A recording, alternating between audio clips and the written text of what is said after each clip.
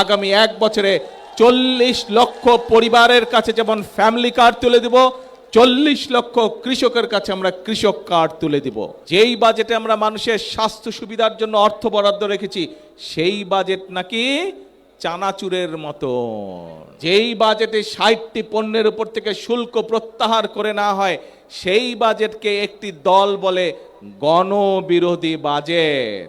আমরা এই দেশের কৃষকদের পাশেও দাঁড়াতে চাই এবং এই যে বর্তমান বাজেট, যেটা আমরা কয়েকদিন আগে বাজেট সংসদে উপস্থাপন করেছি, সেই বাজেটে আমরা অর্থ বরাদ্দ করেছি আগামী বছর, এই যে সামনে এখন জুলাই মাস থেকে আগামী 1 বছর পর্যন্ত আমরা বাংলাদেশের 40 লক্ষ কৃষক ভাইয়ের হাতে আমরা কৃষক কার্ড তুলে দেব। ঠিক একইভাবে আগামী 1 বছরে 40 লক্ষ পরিবারের কাছে যেমন ফ্যামিলি কার্ড তুলে দেব, 40 লক্ষ কৃষকের কাছে আমরা কৃষক কার্ড তুলে দেব।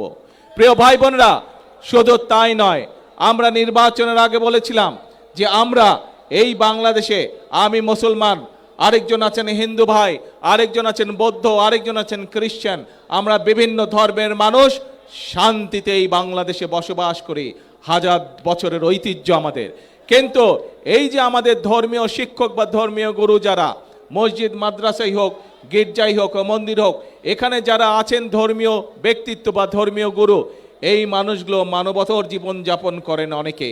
আমরা বলেছিলাম বিএনপি সরকার গঠনে সক্ষম হলে এই মানুষগুলোকে আমরা সরকারের পক্ষ থেকে সম্মানের ব্যবস্থা করব।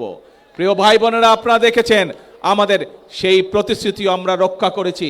যেভাবে আমরা মায়েদের হাতে ফ্যামিলি কার্ড তুলে দিচ্ছি ধীরে ধীরে, যেভাবে আমরা কৃষক ভাইদের আছে কৃষক কার্ড তুলে দেওয়ার চেষ্টা করছি ধীরে ধীরে, আমরা একইভাবে ইমাম, মুয়াজ্জিম, খতিব সহ অন্যান্য ধর্মের যারা ধর্মীয় গুরু আছেন তাদের হাতেও সম্মানের ব্যবস্থা তুলে দিচ্ছি। আপনারা আজকে আপনাদের স্বচক্ষে দেখলেন যে আমরা যারা মেধাবী স্টুডেন্ট, যারা কিন্তু অর্থনৈতিক কারণে ঠিকভাবে বই কিনতে পারে না, পড়ালেখা করতে পারে না, এরকম চা শ্রমিক পরিবারের যারা সন্তান, তাদের হাতেও আমরা তুলে দিয়েছি অর্থ সরকারের পক্ষ থেকে। অর্থাৎ আমরা মানুষের পাশে দাঁড়াতে চাই, মানুষকে সহযোগিতা করতে চাই। প্রিয় ভাই বোনেরা, এটাই হচ্ছে বিএনপির রাজনীতি। আমরা দেশকে এগিয়ে নিতে চাই, দেশের ভাগ্য পরিবর্তন করতে চাই, মানুষকে মানুষের ভাগ্যের পরিবর্তন করতে চাই। প্রিয় ভাই বোনেরা, কিন্তু প্রিয় ভাই বোনেরা, আপনারা কি মনে করেন যেই কাজগুলো, যেই বিষয়গুলো আপনাদের চোখের সামনে দেখেছেন, আগামী 5 বছর বিএনপি এই কাজগুলো অব্যাহত রাখুক? আপনারা কি এটা চান? কে মায়েরা, আপনারা কি চান বাংলাদেশের সকল মায়েদের কাছে আমরা ফ্যামিলি কার্ড পৌঁছে দেই? আচ্ছা, ধন্যবাদ। কিন্তু কয়েকদিন ধরে দেখুন পত্র পত্রিকাগুলো, আমরা দেখছি আমরা যেই বাজেট উপস্থাপন করেছি সেই বাজেটের মধ্যে আমরা এই ফ্যামিলি কার্ডের জন্য অর্থ বরাদ্দ রেখেছি।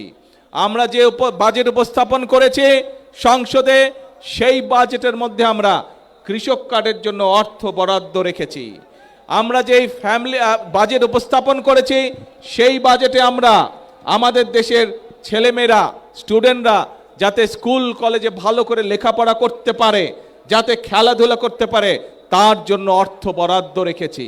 আমরা যেই বাজেট পেশ করেছি জাতীয় সংসদে, সেখানে এই যে হাজার হাজার আপনারা মানুষ, সারা বাংলাদেশে যে কোটি কোটি মানুষ, তারা যাতে সঠিকভাবে চিকিৎসা পেতে পারে, সেই জন্য এই প্রত্যেক উপজেলা পর্যায়ে যে 50 বেডের হসপিটাল আছে, সেটিকে ইনশাল্লাহ আগামী 5 বছর আমরা 100 বেড করব। তার জন্য আমরা অর্থ বরাদ্দ রেখেছি, যাতে করে এলাকার মানুষ, উপজেলার মানুষ, গ্রামের মানুষ স্বাস্থ্য সেবা পেতে পারে, মিনিমাম স্বাস্থ্য সেবা পেতে পারে অন্তত। কিন্তু বাজেটের পরে নিশ্চয়ই আপনারা দেখেছেন, যেই বাজেটে আমরা সাধারণ মানুষ, খেটে খাওয়া মানুষের জন্য অর্থ বরাদ্দ রেখেছি, অনেকে বলেছে সেই বাজেট বলে তারা মানে না। দেখেছেন না পত্রিকায়, সংবাদে? আবার অনেকে বলেছে যেই বাজেটে আমরা মায়েদের জন্য ফ্যামিলি কার্ডের বড় অর্থ বরাদ্দ রেখেছি, কৃষকদের জন্য কৃষি কার্ডের বরাদ্দ রেখেছি, প্রতিবন্ধী মানুষ, শিক্ষার্থীদের জন্য অর্থ বরাদ্দ রেখেছি, যেই বাজেটে আমরা মানুষের স্বাস্থ্য সুবিধার জন্য অর্থ বরাদ্দ রেখেছি, সেই বাজেট নাকি চানাচুরের মতো। শুনেছেন এই কথা? কিছু কিছু লোক বলেছে। প্রিয় ভাই বোনেরা, জনগণের বাজেট, যেই বাজেটের মাধ্যমে অর্থ বরাদ্দের মাধ্যমে আমরা জনগণের ভাগ্যের পরিবর্তন করতে চাই, সেই বাজেটকে যারা চানাচুরের সাথে তুলনা করে, যেই বাজেটে আমরা জনগণের জন্য স্বাস্থ্য সুবিধার অর্থ বরাদ্দ রেখেছি, কৃষক ভাইদের জন্য অর্থ বরাদ্দ রেখেছি, যেই বাজেটে আমাদের সন্তানরা যাতে ভালোভাবে লেখাপড়া শিখতে পারে তার জন্য সর্বোচ্চ বাজেট রেখেছি, সেই বাজেটকে বলে তারা গণবিরোধী বাজেট। দেখেছেন না?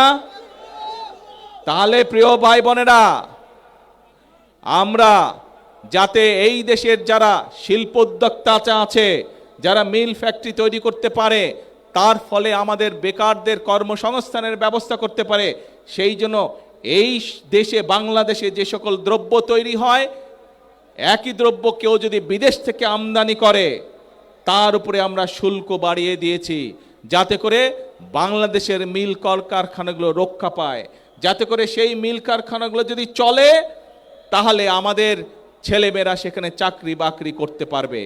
একই জিনিস যদি বিদেশ থেকে আসে তখন আমাদের মিল কারখানা চলবে?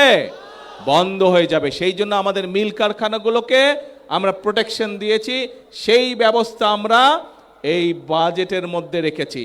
প্রিয় ভাই বোনেরা, আমরা এই বাজেটের মধ্যে অর্থ বরাদ্দ রেখেছি এবং একই সাথে বিভিন্ন নিত্য প্রয়োজনীয় দ্রব্য, চাল, ডাল, তেল, নুন, চিনি, এই সবের উপরে যে শুল্ক আগে ছিল, সেই শুল্ক আমরা যে ট্যাক্স ছিল সেই ট্যাক্সও আমরা উঠিয়ে নিয়েছি, যাতে জিনিসের দাম না বাড়ে। জনগণের কথা চিন্তা করে আমরা ৬০টি নিত্য প্রয়োজনীয় দ্রব্যের উপর থেকে আমরা শুল্ক প্রত্যাহার করে নিয়েছি এই বাজেটে।